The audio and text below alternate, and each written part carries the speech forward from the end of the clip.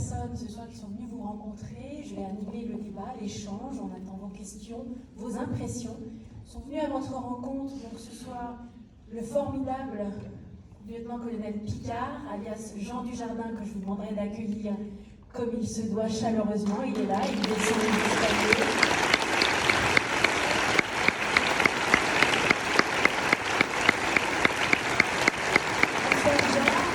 Bonsoir.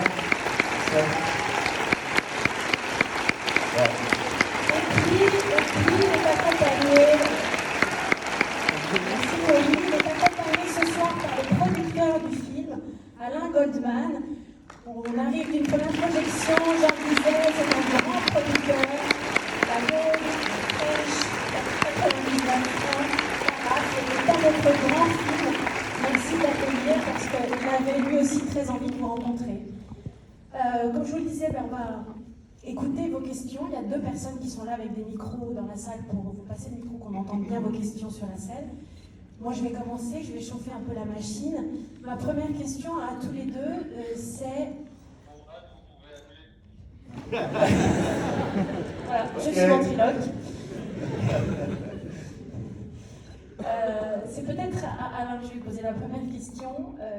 Quand on vous a proposé de produire le film, qu'est-ce qui vous a donné envie ? On ne me l'a pas proposé.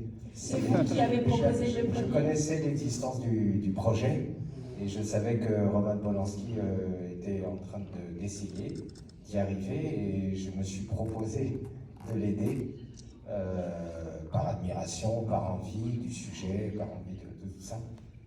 Et donc c'est comme ça que ça s'est passé. Je suis allé le voir, on a discuté. Immédiatement, nous avons pensé à Monsieur Dujardin. Et puis ensuite, beaucoup d'obstacles, et puis on arrive ce soir. Jean, vous vous souvenez quand vous êtes devenu Picard ? Ça prend toujours un petit peu de temps de devenir un personnage, parce que je suis très dépendant de l'histoire. C'est d'abord l'histoire que j'ai envie de raconter, donc je prête des émotions. Le metteur en scène raconte, enfin Roman, c'est à lui de raconter, c'est lui qui a cette responsabilité-là, mais ça prend toujours un petit peu de temps. Là, en revanche, je me suis énormément préparé, énormément préparé. C'était même assez monacal comme préparation. Pendant combien de temps avant ton âge ? 2 mois et demi avant, sans compter toutes les parties d'escrime avec Grégory Gadebois. Mais sinon, dans l'apprentissage du texte, dans les lectures, tout ce qu'on peut glaner, effectivement, ça prend un peu de temps et on s'isole.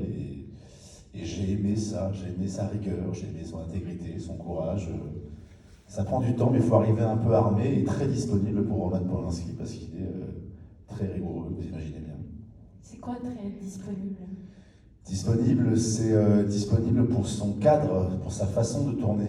Il a une façon bien à lui, c'est-à-dire qu'il y a un seul axe par plan, et il va falloir rentrer dans ce cadre. S'il vous dit ne penche pas la tête, descends la voix, lève le menton, c'est parce que la seule réalité vient de son cadre. Même si je lui dis, mais moi j'ai pas le sentiment que mon personnage réagirait comme ça, ou il me dit, oui, mais je t'assure qu'à l'image, dans mon image, en tout cas, c'est plus important, donc fais-moi confiance. Donc on arrive avec évidemment de la disponibilité, de la confiance en Roman Polanski. C'est un maître, c'est un des derniers. Mais enfin, cette exigence-là, il l'a avec tout le monde, que ce soit aussi bien avec les artistes que les techniciens. Il est partout, Roman Polanski. Il va toucher à tout, il va toucher les drapés des rideaux, la lampe, il va se mêler de tout. Voilà, il faut le laisser faire. Une question formidable. On vous écoute en rate et puis je vais vous apporter mon micro après. Bonsoir, j'avais une question pour M. Goldman. Vous parlez d'obstacles. Oui, je suis là. Bonjour. Bonsoir. Vous parlez d'obstacles, en fait, sachant que cette affaire a quand même déchiré la France au niveau des opinions. Je voulais savoir si c'était justement à cause de ça ou plutôt d'ordre financier, ces obstacles. Donc, Paris. Bon, c'est de tous ordres. Lorsqu'on fait un film de cette nature en France, en français, ce sont des films très chers parce qu'ils sont des reconstitutions historiques. Il y a beaucoup de décors, beaucoup de costumes, beaucoup de figurations, un temps de tournage très long. Bref, tout ça fait que c'est très cher. Plus c'est cher, plus c'est dur. Et je faisais plus référence à ça. Mais à l'opposé, on avait une motivation très forte, c'était de porter ce sujet avec cet angle assez nouveau et inédit, qui est de rendre justice à l'un des grands héros de l'histoire de France, qui est le colonel Picard. Sans lui, l'innocence de Dreyfus ne serait probablement jamais sorti de l'ombre. Voilà. Donc, grande motivation et grands obstacles. Bonsoir Jean. Bonsoir. Bonsoir Alain. Bonsoir. Bonsoir Jean. Déjà, je voulais vous remercier pour cette prestation qui est juste incroyable. Et je voulais vous dire que vous êtes quelqu'un de très important pour moi. Vous êtes mon idole depuis très jeune jusqu'à aujourd'hui.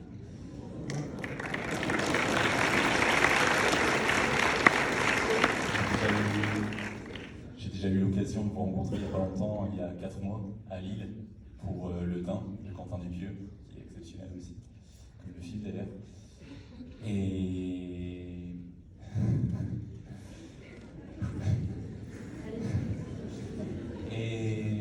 je me perds tellement que je suis ému.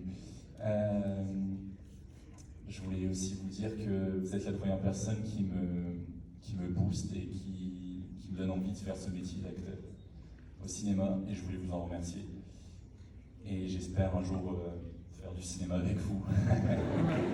Je vous en prie, merci, je le souhaite. J'ai juste une dernière question. Je voudrais savoir s'il y a possibilité par la suite de faire une signature sur un livre. Oui. Pendant ce temps, on va écouter votre question.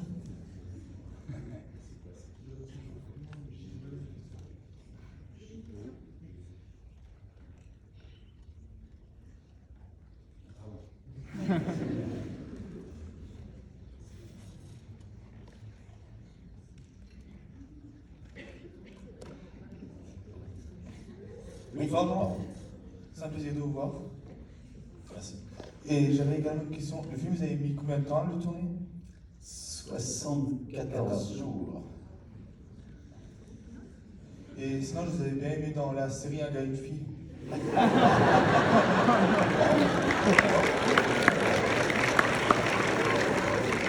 C'est gentil, bah oui. Je vous aime bien. Oui, moi aussi j'ai bien aimé. Moi j'ai fait mes armes. C'est ce que vous disiez tout à l'heure, enfin, tu disais, ou je tue vous. Moi j'ai eu des acteurs qui m'ont donné comme ça envie, à qui j'ai eu envie de. Tu vois, Belmondo, je pense encore à lui. Jean-Paul Belmondo est quelqu'un qui est très, très stimulant, qui est très solaire et qui m'a donné envie de relativiser beaucoup aussi dans ce métier, de ne pas trop m'en faire et de garder toujours le plaisir du jeu et de m'amuser, de me faire confiance. Roman Polanski m'a donné de la confiance aussi. C'est un truc qu'on cherche toujours dans un film. Et un gars de film m'a donné aussi de la confiance. Jeune acteur, tu débarques et tu vas faire des séquences de jeu et en un plan séquence. Et j'ai fait mes armes aussi avec cette première. Donc je ne renie rien, bien sûr. Une question. Oui. Je vous écoute, monsieur. J'ai été très admiratif parce que pour la première fois, je vois représenter cette affaire mettant face à face deux militaires convaincus, militaristes, des vrais, aussi bien Dreyfus que Picard, et qu'on oublie souvent que Dreyfus était un militaire, très fier de l'armée, comme Picard, et il n'y avait aucune caricature dans la façon dont vous avez montré l'honneur de ces deux militaires. Et c'est quelque chose que j'ai trouvé tout à fait bouleversant. Merci beaucoup. Merci.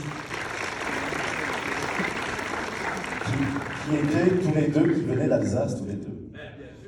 Voilà. Nous vous écoutons. Alors, Merci oui. de vous lever à gauche. Bonsoir. La première question, c'était qu'est-ce que Hubert, bonisseur de la Batte, aurait fait à la place de Picard? Et plus sérieusement, en fait, je vois un petit parallèle entre les deux, c'est qu'ils évoluent dans une société que je trouve pas si différente. Et donc la question pour Alain, c'était est-ce qu'il n'y a pas des chances que dans 30 ans, on fasse un film comme J'accuse, mais sur 2019? Malheureusement, ça risque d'arriver. Espérons que des films comme celui-là permettront de construire une mémoire pour que, plus vite que dans l'époque, ces injustices soient plus rapidement traitées. Et qu'est-ce qu'aurait dit Hubert, bonisseur de la Batte? Moi, j'ai la question pourrie, moi. Il a dit Dreyfus, le juif. Les doigts, le nez. Quelque chose comme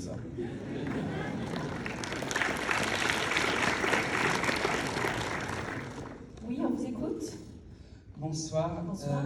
J'ai une question pour Monsieur Goldman. Le film est très beau visuellement. Quelle recherche avez-vous fait pour les costumes, la photographie et les endroits de tournage? Et aussi, j'aimerais savoir si vous pouviez éclaircir sur le rôle de Pauline Monnier, jouée par Emmanuel Seigné, et son rapport avec Picard dans l'histoire. Alors, la première partie de votre question, tout vient de Roman Polanski. Je veux dire par là que c'est le réalisateur, c'est donc sa vision. Sa vision, elle se transcrit dans le choix des costumes, le choix de la lumière, le choix des décors.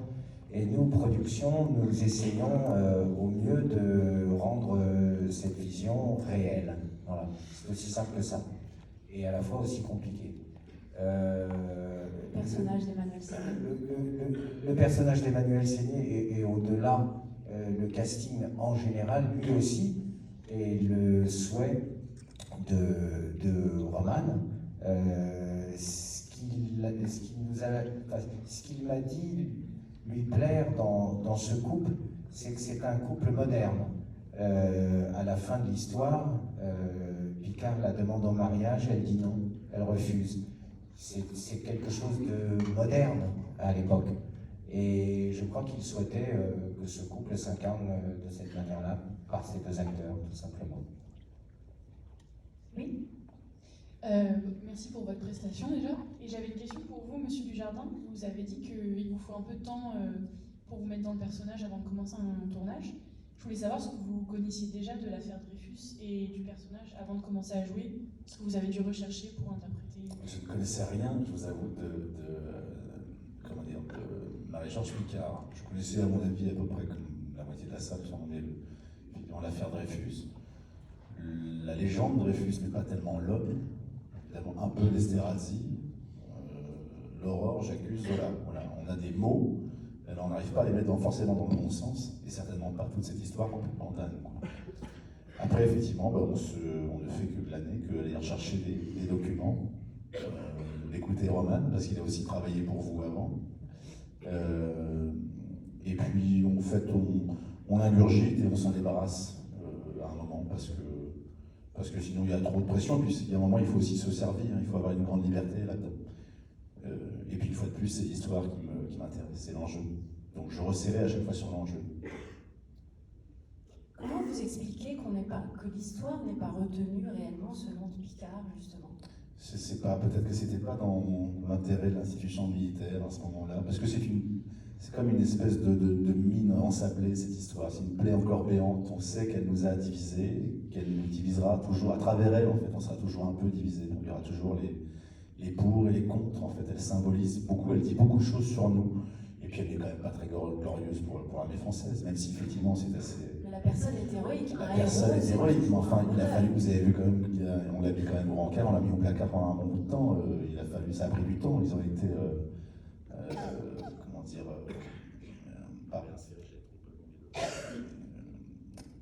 Vous allez m'aider sur le mot. En 1906, ils les ont en fait réhabilités. Voilà, je cherchais le mot. Ils ont été réhabilités en même temps, Dreyfus. Ça a pris beaucoup de temps, c'est 12 ans, quoi. Je suis pas sûr que l'armée ait envie vraiment de reparler de cette histoire-là.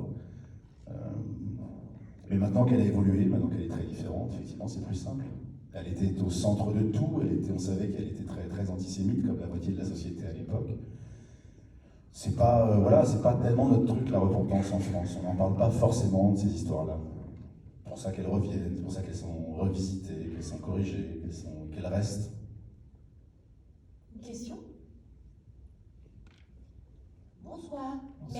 Merci pour ce film historique très intéressant, pour les prestations d'acteurs. Il y avait vraiment plein d'acteurs de la comédie française. De la comédie française, très connue, très bien. Moi j'avais une petite question un petit peu d'ordre historique. Déjà, peut-être un tout petit regret sur le film, c'est que, effectivement, à part par toutes petites touches légères, on ne sort pas beaucoup du milieu de l'armée et on ne se rend peut-être pas bien compte à quel point, effectivement, toute la société prenait une option pour ou contre Dreyfus. Oui, c'est suggéré dans le film, ça. On le voit avec Zola. Bien sûr, et c'est justement là que je voulais poser ma question historique, c'est est-ce que Zola a vraiment écrit, est-ce qu'il y a eu cette rencontre entre Picard et Zola avant que Zola sorte le J'accuse? Ça m'a... J'étais un petit peu surprise. Oui, d'accord. Et puis, voilà, c'était juste un regret qu'on n'ait pas débordé davantage sur le monde civil, à quel point. Parce que quand vous dites pourquoi finalement ça a pris tant d'années pour qu'il y ait cette réhabilitation, s'il faut quand même souligner le rôle de la presse, c'est là que le monde intellectuel a pris naissance, justement avec Zola et avec ce monde médiatique qui s'est emparé de l'affaire. Il y a un petit passage peut-être furtif, mais qui existe et qui est très fort, qui est en réponse à J'accuse. Immédiatement, la foule se précipite dans Paris et commence par brûler les livres de Zola et fracasse les vitrines des commerçants juifs. Ça veut dire que ce n'est pas le sujet du film, c'est un contexte autour, et comme c'est un contexte, on lui accorde la place d'un contexte, mais on ne peut pas tout d'un coup, d'un point de vue de la narration pure. C'est un thriller et Picard, lui, suit la quête de vérité, donc il est en prise avec les protagonistes, c'est-à-dire l'armée. Il se trouve que c'est là que ça se passe. Et qui sont très nombreux à suivre, ce qui est compliqué. La narration est déjà assez compliquée et très réussie de ce point de vue-là. En haut à gauche, on vous écoute. Bonsoir. Bonsoir. J'ai une question peut-être un petit peu plus anecdotique. J'ai eu la sensation, voire la quasi-certitude, dites-moi si je me trompe, de voir plusieurs tableaux d'Édouard Manet dans le film, notamment Le déjeuner sur l'herbe et d'autres. Donc j'imagine que c'est une volonté de Roman Polanski. Et je voulais savoir, qu'est-ce que ça fait d'être à l'intérieur d'un tableau d'Édouard Manet? Jolie question. C'était effectivement, oui, c'est une de ses préoccupations. Oui. De Renoir, on peut voir effectivement les scènes au café aussi. Roman a fait les beaux-arts et je crois qu'il travaille effectivement comme ça. Et l'enjeu et l'esthétisme. C'est très, une fois de plus, c'est très exigeant. Oui, on vous écoute. Bonsoir, merci pour ce film historique de grande ampleur en France. Et j'aurais une question pour Monsieur Dujardin. Donc vous avez tourné Le Dain, J'accuse, et je crois que vous préparez un nouvel OSS 117 maintenant. C'est pas difficile de changer de rôle comme ça, de rôles si différents? Je sais pas, ou alors je suis totalement schizophrène, mais... non, c'est comme ça en tout cas que j'ai le sentiment que je fais mon métier depuis maintenant pas loin de 20 ans en fait. Je le fais depuis le début, que ce soit Brice en 2003 ou Derrière le convoyeur ou Un balcon sur la mer. J'ai toujours alterné les gens, les univers des metteurs en scène. C'est comme ça que je conçois mon métier. Donc non, je l'accepte bien volontiers, je m'amuse toujours, je me réinvente, je retrouve des nouvelles sensations. Mais c'est une belle année. En tout cas, oui. Le Dain, J'accuse et OSS en collision, là que je vais commencer le 15, je suis à ma place là. Oui. Que vous disent les metteurs en scène si différents sur des projets si différents, quand ils viennent vous proposer ces rôles si différents, qu'est-ce qu'ils voient en vous? Oh bon, je vais t'en faire un rôle, on t'a jamais vu comme ça. Ça, je crois que c'est le truc qui me gonfle le plus. Roman n'a pas été là-dedans, évidemment. Il m'a dit, mais il faut que tu perdes du poids, ça va te faire du bien. Je veux que tu sois plus martial, plus militaire, enlève un peu ici. J'ai perdu 7 kilos. Et il avait raison. Et une fois de plus, il avait raison. Mais non, qu'est-ce qu'ils m'amènent, qu'est-ce qu'ils m'apportent? Leur vision. Moi, je me loue totalement à eux, je m'amuse, et surtout, c'est que je prends des choix qui me font peur. Je fais des choix qui m'amusent et puis qui me font peur. Celui-ci, je vous avoue, je le redoutais. Peur de quoi? Savoir si je suis capable de le faire. Ça peut être un naufrage, ça peut être terriblement gênant. Quand vous êtes autour de 400 figurants au palais de justice à parler, je ne sais pas si on est capable de le faire. Est-ce que je suis assez sûr de moi? Est-ce que j'ai assez de confiance maintenant pour le faire? Le fait est qu'il y avait une petite voix qui me disait oui, c'est maintenant. Tu ne peux pas laisser passer là. Donc j'aurai des moments effectivement où je rencontrerai des gens comme Quentin Dupieux, des univers très singuliers. des thrillers historiques comme celui-ci, et puis je retournerai parfois à la maison avec OSS 117. Encore que la maison, c'est pas forcément là où on est le plus aimé. Hein. Il faut faire attention, parce qu'il faut que je me réinvente aussi. Voilà. Je ne veux pas m'endormir et je vais vous proposer aussi des choses nouvelles. Alors là, vous avez la démonstration extraordinaire d'avoir devant vous un immense comédien pour deux raisons. Deux raisons, je vous dis, moi ça fait 25 ans que je produis des films. La première, c'est que c'est l'éclectisme, c'est-à-dire que Jean est capable immédiatement de comprendre la colonne vertébrale d'un personnage qu'on lui propose ou qu'il invente lui-même, que ce soit dans le registre de la comédie ou dans le registre des films très, très sérieux. Et la deuxième chose qui sans doute définit un très grand comédien, c'est aussi de savoir le faire et de toujours douter. Et ça, c'est une preuve d'humilité extraordinaire qui n'appartient qu'aux plus grands. Alors, c'est par exemple les Robin Williams en Amérique tous ces immenses comédiens de comédie qui ont une capacité incroyable de passer d'un genre à l'autre et d'aller d'un extrême à l'autre. Jean Dujardin.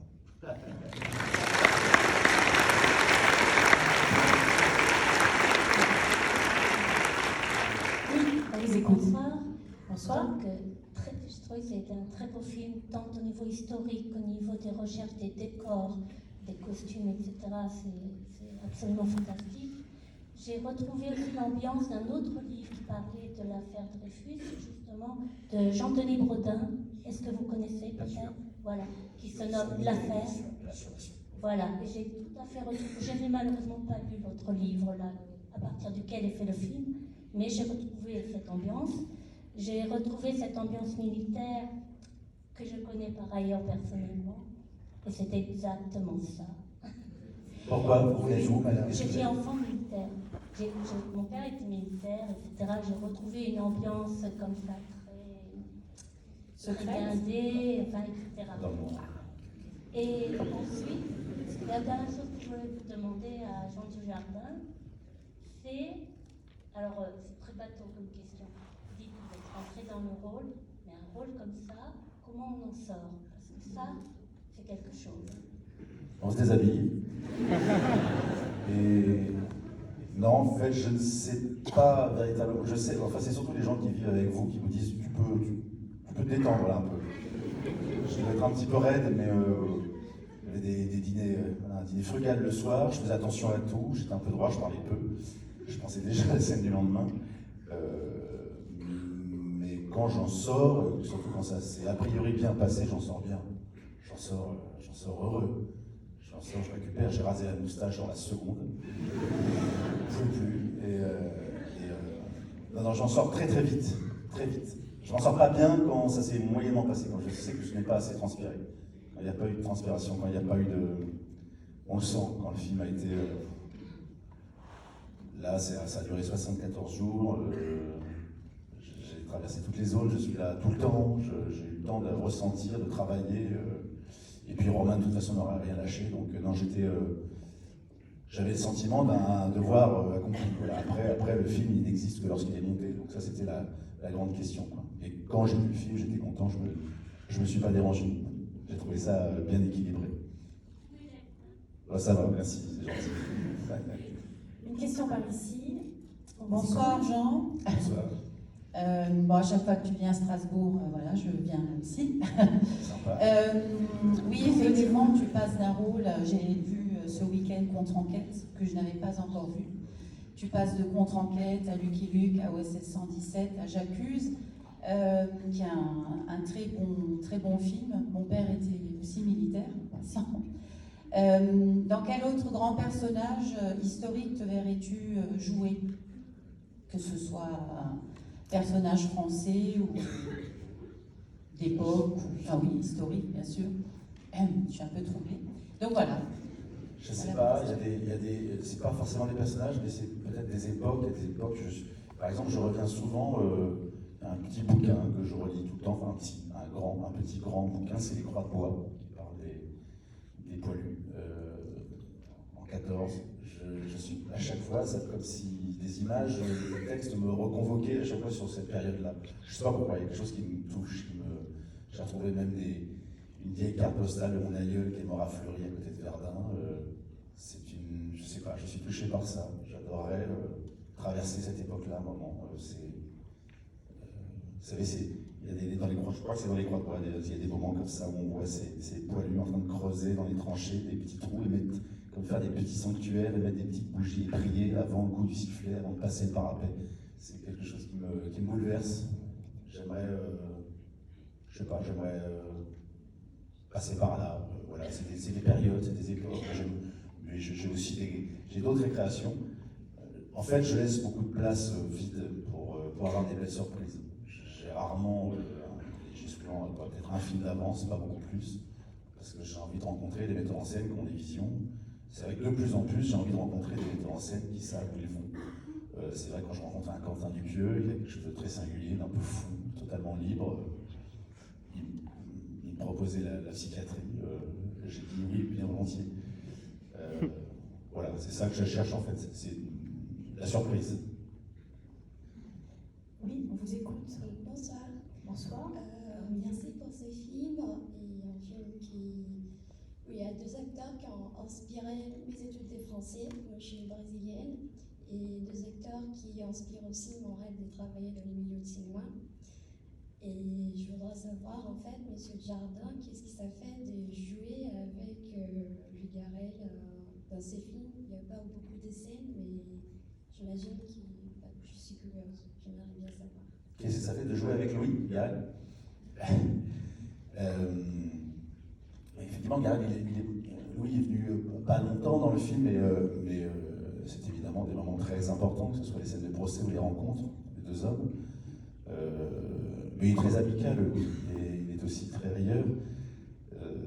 Ça nous permettait aussi de nous détendre, mais je crois que c'était très important aussi pour lui de venir sur un des projets comme ça, sur un projet avec un personnage comme ça dans un film de Roman Polanski. Donc, comme je le disais tout à l'heure, on évite de faire des sorties de route et de rigoler pour rien, mais le fait est que le terrain est propice avec Louis.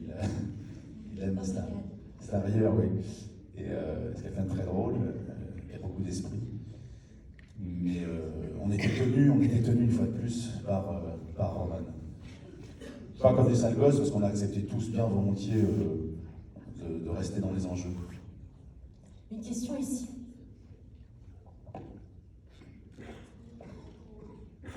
Bonsoir. Bonsoir. Moi j'ai 2 questions. Ma première c'est est-ce que cette reconstitution historique, elle vous donne vraiment la sensation d'être complètement plongé dans une époque différente? Est-ce que vous savez plus dans quel siècle vous êtes? Ou est-ce que vous avez toujours cette conscience que voilà, c'est le tournage, c'est le film, etc. Ouais, j'adore ça. Le fait de travailler dans des décors naturels aide énormément. C'est vrai, quand on arrive en studio et qu'on voit les parois, des décors, etc., bon, il faut avoir une vie intérieure un peu plus importante. Mais là, travailler dans des vrais locaux, parfois dans les vrais endroits, oui, c'est très, très, très stimulant. Moi, c'est ce que j'aime énormément. Même dès la lecture, je veux dire, je travaille avec beaucoup de musique. Moi, je travaille avec des musiques de John Barry, enfin des musiques qui ont du souffle.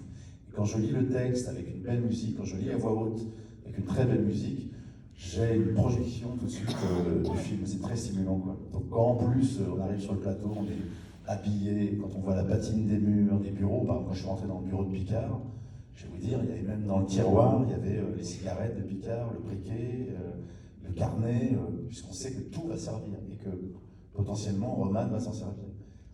Il va faire des mises en place, je ne sais pas si je l'ai dit déjà ici, c'est un philo de salle, mais il fait des mises en place très longues, Roman Polanski. Il dit, tu arrives par quel endroit, où est-ce que tu poses ton képi, comment tu ouvres la fenêtre, si tu as chaud, comment tu ouvres le col, où est-ce que tu mets ta serviette, comment tu prends la cigarette, à quel moment tu prends la cigarette, lève-toi, assieds-toi. C'est comme ça, et ça c'est répété pendant peut-être une demi-heure, parfois même 1h30, avant de tourner la première séquence, le premier plan. Donc forcément, ça nous met, je pense que c'est pas innocent d'ailleurs, c'est peut-être une manière pour lui, chez lui en tout cas, de nous mettre dans cette situation. Le bureau de Picard est au 4e étage, il va me faire les 4 étages. Avant de commencer à tourner, il va me dire, vas-y, monte, je vais entendre action, je suis en bas, je vais monter les 4 étages, je vais arriver essoufflé, et je vais être totalement dans la situation. C'est ce qu'il veut. Il veut être dans le souffle, il veut être dans le vrai. Donc ça, c'est exactement ce que je demande à ce métier. C'est être un autre, y croire et vous le redonner. Merci beaucoup. Et ma deuxième question, c'était est-ce que le fait que vous soyez si connu, ça vous met une certaine pression dans le choix des films que l'on vous propose, ou est-ce que vous vous posez pas de questions et si ça vous plaît, vous dites oui? Bah, c'est vous qui me le dites en fait. Moi je sais pas, je sais que je sais pas ce qui se passe, je suis pas dans une cave, mais je vis pas avec l'idée d'être connu. Il y a ce que je donne sur une affiche, ça c'est ma tête, c'est une industrie, voilà, il faut vendre un film, alors ok, je l'ai compris. Mais moi, je vis avec moi depuis 47 ans, avec mes doutes, avec ce que je suis, donc je me dis pas, il fallait que je me dise, je sais qu'il y a des acteurs qui, pour le coup, s'enferment là-dedans, et c'est très polluant, parce que tu ne fais plus rien, et tu ne prends plus jamais de risques, ce qui est, à mon avis, la connerie qui peut nous guetter tous. C'est de ronronner et de vous offrir toujours le même effet, les mêmes films. Moi, j'ai aucune pression. La pression, je l'ai plus dans ma vie d'homme, de père, j'ai des trouilles. Mais alors au cinéma, franchement, au pire, voilà, on s'est planté. Bon, on s'est planté, mais je ne ressens pas la pression là-dedans. Je suis trop mortel pour m'emmerder avec ça. Une question en haut à droite, ou au centre, pardon. Bonsoir. Bonsoir. Alors j'ai une question pour Jean Dujardin. Alors Picard, Bonisseur de la Batte, Georges Valentin, Loulou, Brice Denise, même Lucky Luke. Au fond de vous-même, de qui êtes-vous le plus proche? De Brice.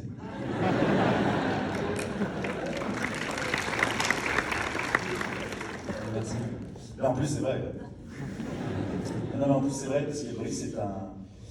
Je sais que c'est pas très sérieux à chaque fois, mais non, mais Brice, c'est un peu le film honteux, hein, c'est un peu le porno, Brice. C'est comme un porno, quoi, ça se regarde pas, quoi. Mais c'est un personnage qui m'a complètement constitué, enfin, qui m'a, pour le coup, donné de la confiance, au moment où vraiment j'en avais pas. J'ai commencé avec ce personnage-là au Café Théâtre, je l'ai poursuivi en 2003 dans un film, j'ai continué 10 ans après. Il m'a toujours suivi. C'est un peu mon fils mal aimé. Je sais que je me le traîne et j'adore me le traîner. Je n'exclus pas même d'en faire un dans 10 ans, ça sera encore plus ridicule. On me dira, mais il ne faut pas le faire, il y a une bonne raison pour le faire. Donc j'ai une affection parce que c'est ma grande liberté, Brice. C'est le premier personnage que j'ai écrit à l'armée, quand j'ai décidé de faire ce métier. Et je vais dire, je vais me foutre sur scène avec cet abruti-là, avec une perruque, il sera loin de moi, je vais déconner. Et en même temps, il est pas si loin de moi non plus, parce que je pense que c'est un fantasme absolu, Brice. C'est l'envie d'avoir le bon mot au bon moment et qu'on n'a pas quand on est un jeune homme un peu insécure. Là, je me le suis offert. On vous écoute. Oui. Bonsoir à vous deux. D'abord, merci pour ce film juste époustouflant. J'ai une question pour vous, Monsieur Dujardin. Quelle a été votre toute première réaction lorsque Alain Goldman vous a proposé ce rôle?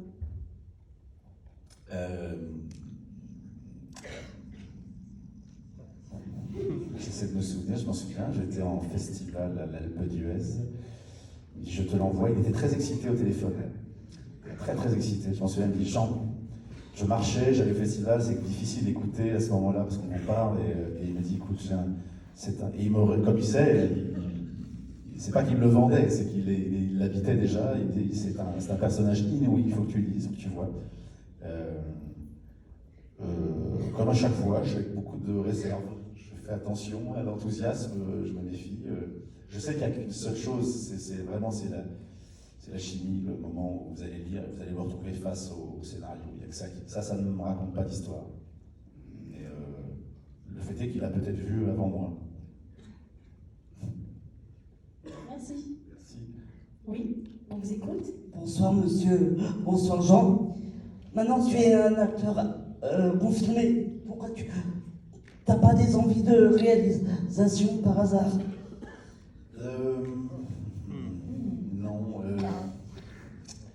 Non mais on pose souvent la question, puis c'est vrai que c'est devenu une suite assez logique pour les acteurs de faire leur film, de proposer quelque chose. J'ai pas grand chose à proposer, hein, je vous avoue. Je vois beaucoup de films qui servent à rien. J'ai pas envie de rallonger encore la liste, quoi. Et le jour où j'aurai quelque chose à raconter, peut-être que j'en ferai un à 60 ans, ou 2 dans ma vie. Mais le jour où je pourrais raconter quelque chose, je le ferai bien volontiers.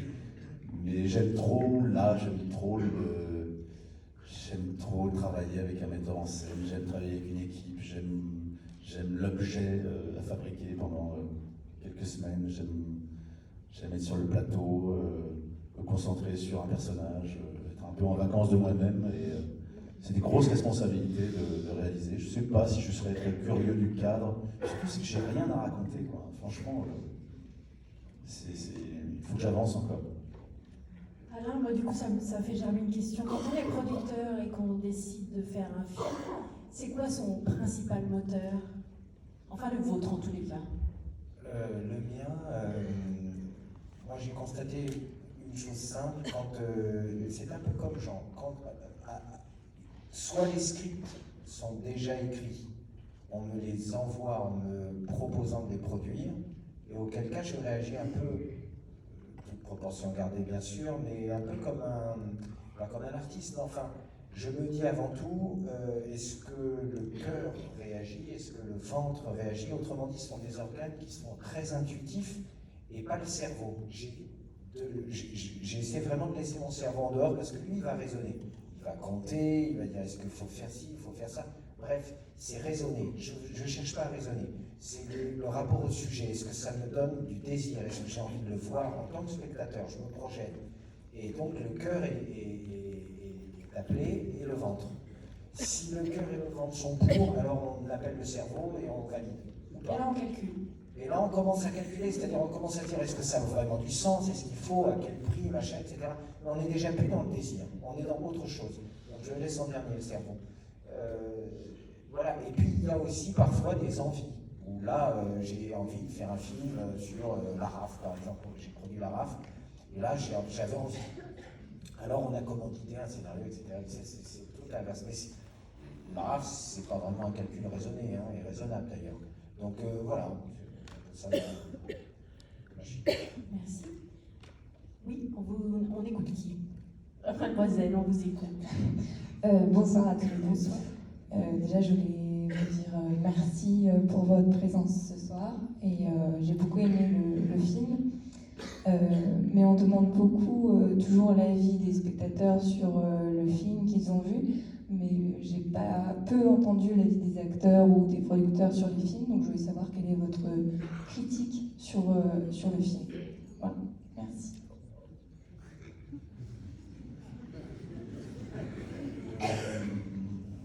C'est intéressant. La critique sur le film, moi j'en ai pas. Je suis sincère. Je n'en ai pas, je suis extrêmement fier et heureux d'avoir produit un tel chef-d'œuvre. Je le dis vraiment tel que je le pense, parce que quand on démarre, on le souhaite, on le rêve, et puis on se dit, oh là là mon Dieu, c'est pas du tout ça, on est beaucoup moins bien qu'on ne le pensait, et là j'ai l'impression qu'on est plus haut qu'en tout cas, je croyais dans mes rêves les plus fous au départ. Je vous le dis sincèrement. Par critique, vous entendez regard sur le film ou vraiment Oui, mais en fait, je pensais à ça, moi, c'est une critique, c'est ce qui fait aussi sa singularité.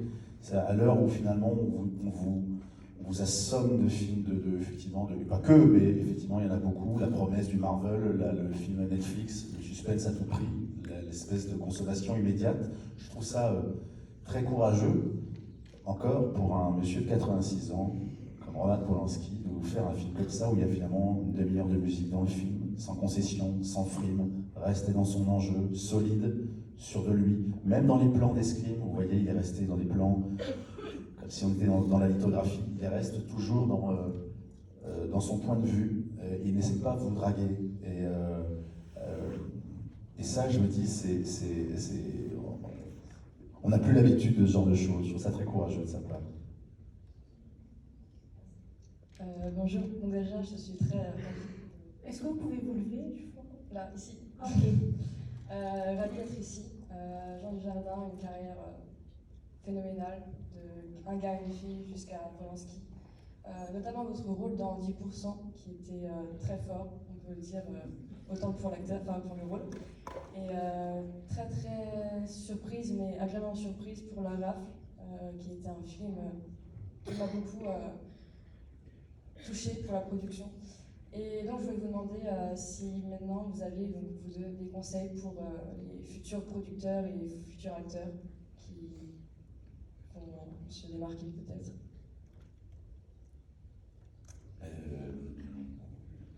Des conseils, c'est difficile de donner des conseils. Il faut aimer ça. C'est ça, il faut vraiment aimer ça. Il faut avoir son petit imaginaire, il faut répéter dans son coin. C'est comme un musicien avec une guitare, il va y passer des heures. Je pense qu'il faut s'amuser à jouer, tout jouer.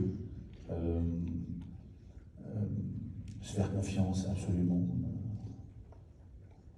Pas forcément trop regarder les copains ou les copines.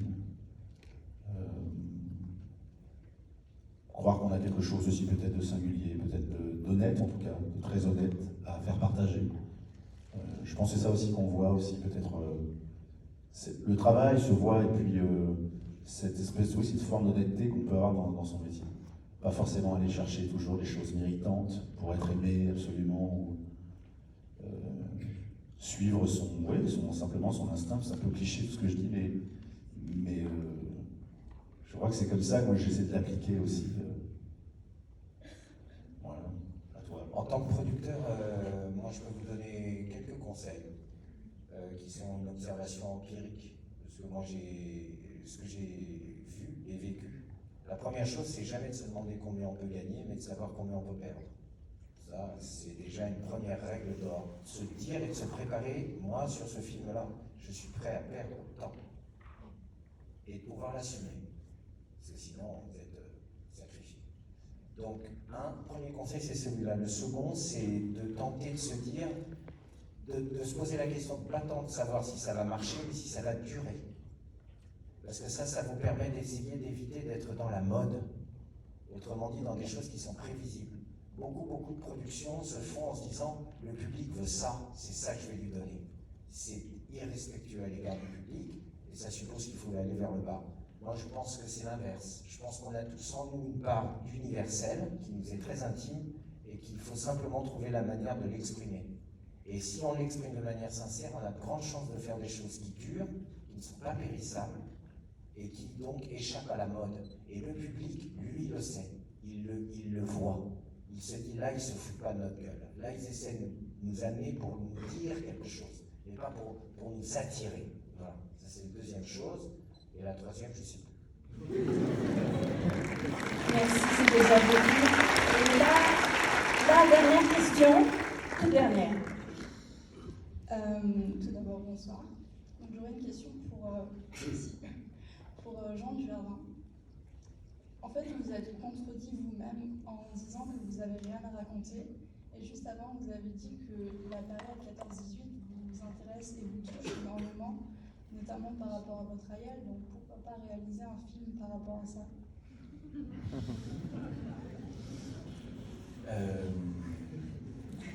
Je suis pas un professeur d'histoire, hein. Je la ressens cette période-là. Je la ressens comme n'importe quel lecteur ou quel spectateur. Ça serait aussi une grosse responsabilité là pour le coup.